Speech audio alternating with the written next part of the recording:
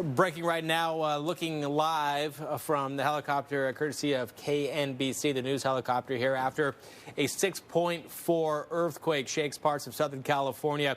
What we understand from the USGS, United States Geological Survey, is that this is the largest earthquake since '99, is what we're hearing from them. 6,000 without power.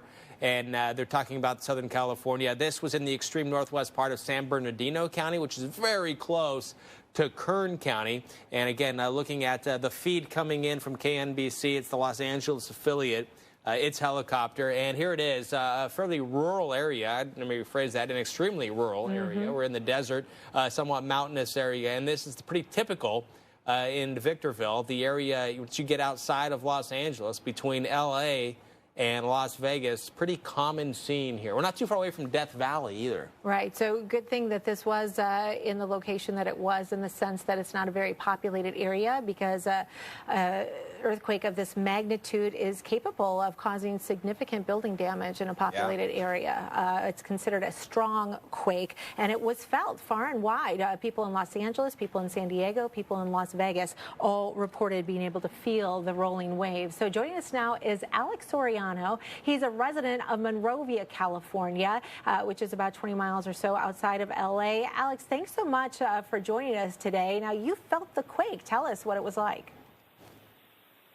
Yes, I did. It was kind of scary at first. I just moved back here from Georgia. I was in Georgia for 7 years, and then this was a nice welcome back for me.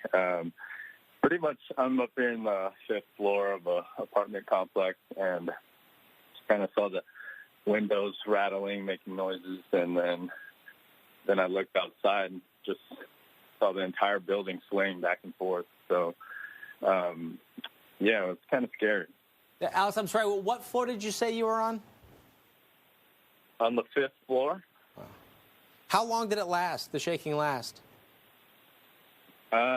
It seemed about like 15 seconds. So that's a fairly short period of time. Other reports that I'm hearing is that people felt the rolling waves, or those secondary or S waves that earthquakes can produce and do produce. Can you describe what that felt like to you? Was it, a quick jolting? Was it the rolling motion? What did you feel?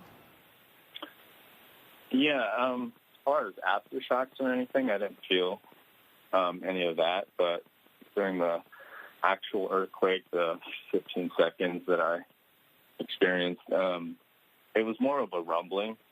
Just kind of, you hear the building just kind of shaking. Again, the windows rattling. But that's pretty much what happened. It wasn't too much of the ground moving beneath me. It was more the building was kind of just shaking, kind of moving back and forth.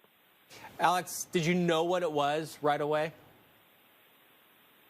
Yeah, I've been a Southern California resident for 28 years, and again, I just moved back after 7 years. But I lived through the Northridge earthquake, which was apparently what they're saying is this is the largest since then. But that one did some significant damage and kind of scary, especially when I was only about 10 years old. And you said that, you heard the rattling. This wasn't strong enough that anything was coming off the walls or things were, moving around in your cabinets or anything like that. Are you aware of any damage?